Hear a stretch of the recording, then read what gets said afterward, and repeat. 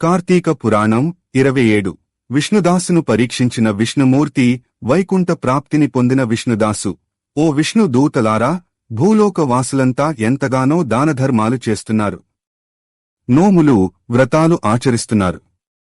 అసలు విష్ణుమూర్తికి అత్యంత ప్రీతికరమైనది ఏది? దేనిని ఆచరించడం వలన విష్ణులోక ప్రాప్తి కలుగుతుంది? దయచేసి ఈ ఒక్క విషయాన్ని తెలియజేయగలరు అని ధర్మదత్తుడు కోరతాడు. అప్పుడు విష్ణు దూతలు, ధర్మదత్త, ఆ విషయం తెలుసుకోవాలంటే ఇప్పుడు మేము చెప్పబోయే కథను విను అని చెప్పడం మొదలుపెడతారు. పూర్వం కాంచీపురాన్ని ఒక చోడరాజు పరిపాలిస్తూ ఉండేవాడు. ప్రజలను ఎంతో ప్రేమగా చూస్తూ ధర్మబద్ధమైన పాలనను అందిస్తూ ఉండేవాడు. అనునిత్యం విష్ణుమూర్తిని అర్చించేవాడు. ఒక రోజున ఆయన విష్ణుమూర్తి ఆలయానికి వెళ్లి బంగారు పుష్పాలతో స్వామివారి పాదాలను పూజిస్తాడు. ఆ తరువాత ఆ ఆలయంలోనే కొంతసేపు ఉండిపోతాడు. ఆ సమయంలో విష్ణుదాసు అనే పేరుగల ఒక బ్రాహ్మణుడు ఆ ఆలయానికి వస్తాడు. స్వామి దర్శనం చేసుకుని తాను తెచ్చిన తులసీ దళాలతో స్వామిని పూజిస్తాడు. అది చూసిన చోడరాజుకు ఆగ్రహావేశాలు కలుగుతాయి. తాను బంగారు పుష్పాలతో స్వామిని పూజిస్తే వాటిని కప్పివేసేలా తులసీ దళాలతో పూజ చేస్తావా అని విష్ణుదాసుపై మండిపడతాడు. పేదవాడికి అంతకంటే ఏమి చేతనవుతుంది? వాళ్లకి భక్తి అంటే ఎలా తెలుస్తుంది? వాళ్లలో అసలైన భక్తి ఎందుకు ఉంటుంది అంటూ హేళనగా మాట్లాడతాడు. ఆయన ఏదైతే పుణ్యాన్ని ఆశించి పూజ చేశాడో తాను అది ఆశించే తనకి తెలిసిన విధంగా పూజించానని విష్ణుదాసు అంటాడు. పుణ్యం రావడానికి ఆలయాలు నిర్మించాలి, యజ్ఞాలు యాగాలు చేయాలి. నువ్వు చేయగలవా అంటూ చోరుడు దురుసుగా మాట్లాడతాడు. విష్ణుదాసు కంటే తానే అసలైన భక్తుడిని అని ఆ రాజు అందరికీ తెలిసేలా చేయాలనుకుంటాడు. ఇద్దరిలో ఎవరికి విష్ణుమూర్తి దర్శనం లభిస్తుందో చూద్దామనేసి అక్కడి నుంచి వెళ్ళిపోతాడు. అక్కడి వాళ్లందరికీ చోరుడి ధోరణి తప్పుగా అనిపించిన రాజు గనుక మౌనంగా ఉండిపోతారు. చోరుడి అహంభావాన్ని పట్టించుకోకుండా విష్ణుదాసు స్వామివారి పూజపై దృష్టి పెడతాడు. విష్ణుమూర్తిని త్వరగా దర్శనం చేసుకోవాలనే ఉద్దేశంతో చోడరాజు గయా క్షేత్రానికి చేరుకుంటాడు. అక్కడ దానధర్మాలు చేస్తూ యజ్ఞయాగాలు చేస్తూ ఉంటాడు. విష్ణుదాసు మాత్రం తన గ్రామంలోని విష్ణుమూర్తి ఆలయంలో అనునిత్యం ఆయనకి పూజాభిషేకాలు నిర్వహిస్తూ ఉంటాడు. మాఘ, కార్తీక మాసాల్లో మరింత శ్రద్ధతో దైవారాధన చేస్తూ ఏకాదశి ఉపవాసాలు చేస్తూ కాలం గడుపుతూ ఉంటాడు. ఒకసారి ఆయన ఉపవాస దీక్షను విరమించి భోజనం చేయాలనుకుంటాడు. అయితే భగవంతుడికి నివేదన చేసిన అన్నం కనిపించకపోవడంతో ఆయన ఆశ్చర్యపోతాడు. అన్నం ఏమైపోయింది? పాత్రతో పాటు మాయమైపోయింది. ఎవరు తీసుకుని వెళ్ళి ఉంటారు అని ఆలోచన చేస్తాడు. ఆ తరువాత కాసిన్ని మంచినీళ్లు తాగేసి ఆ రోజంతా కూడా విష్ణుదాసు ఉపవాసమే ఉండిపోతాడు. ఆ మరుసటి రోజు కూడా ఇలాగే జరుగుతుంది.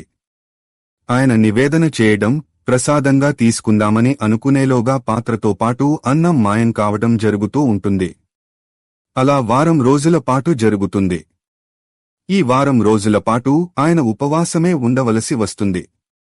ఇక ఆ రోజున ఎలాగైనా అన్నం దొంగని పట్టుకోవాలని భావించి కళ్ళు మూసుకుని ధ్యానం చేస్తున్నట్టుగా నటిస్తాడు. అప్పుడు ఒక చండాలుడు నెమ్మదిగా ఆలయంలోకి ప్రవేశిస్తాడు. అటూ ఇటూ చూసి అన్నం పాత్రను పట్టుకుని పరుగందుకుంటాడు. ఆ చండాలుడిని చూసిన విష్ణుదాసు గభాలున పైకి లేస్తాడు. నెయ్యి లేకుండా ఎలా తింటావు నాయనా?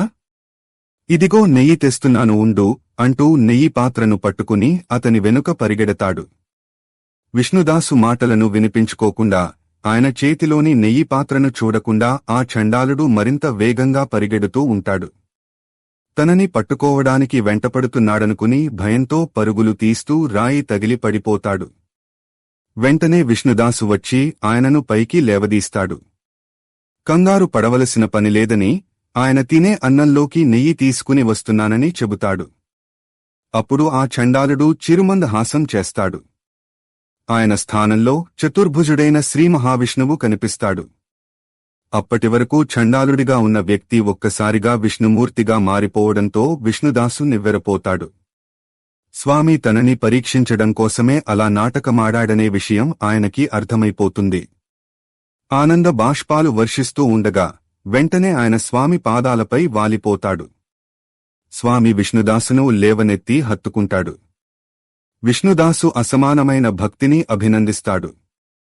తనతో పాటు విష్ణుదాసును తీసుకుని విమానంలో వైకుంఠానికి బయల్దేరతాడు. అలా వెళుతున్న ఆ విమానాన్ని గయా క్షేత్రంలోని చోళుడు చూస్తాడు. ఓ మారుమూల ఊళ్ళోని గుడిలో స్వామిని అర్చించిన ఒక పేద బ్రాహ్మణుడు స్వామితో కలిసి నేరుగా వైకుంఠానికి వెళుతున్నాడు. తాను ఎంతో విశిష్టమైన ప్రదేశంగా చెప్పబడుతున్న గయా క్షేత్రానికి వచ్చి యజ్ఞయాగాలు చేస్తున్నాడు. కాని ఇంతవరకు స్వామి సాక్షాత్కారం కాలేదు. అంటే ఒక భక్తుడిగా స్వామి తనని గుర్తించలేదని భావిస్తాడు. స్వామి సాన్నిధ్యాన్ని పొందని జీవితం వృధాగా భావించి రాజ్యాన్ని తన మేనల్లుడికి అప్పగిస్తాడు. అందరూ చూస్తుండగానే అగ్ని ప్రవేశం చేస్తాడు. చోళుడు హోమగుండంలోకి అడుగుపెట్టగానే అందు ప్రత్యక్షమైన శ్రీమన్నారాయణుడు ఆయనను అక్కున చేర్చుకుంటాడు. ఏం జరుగుతుందో తెలియక అంతా అయోమయంగా చూస్తుండగానే చోళుడిని స్వామి వైకుంఠానికి తీసుకుని వెళతాడు. ఇదంతా విన్న తరువాత నీకు ఏం అర్థమైందని విష్ణుదూతలు ధర్మదత్తుడిని అడుగుతారు. శ్రీ మహావిష్ణువుకి ప్రీతిని కలిగించడానికి ఎలాంటి ఆర్భాటాలు చేయవలసిన అవసరం లేదు. ఆయనకి కావలసినది అంకితభావం, అంచంచలమైన భక్తి. స్వామిని చేరుకోవడానికి భక్తికి మించిన మార్గం లేదని వారు సెలవిస్తారు.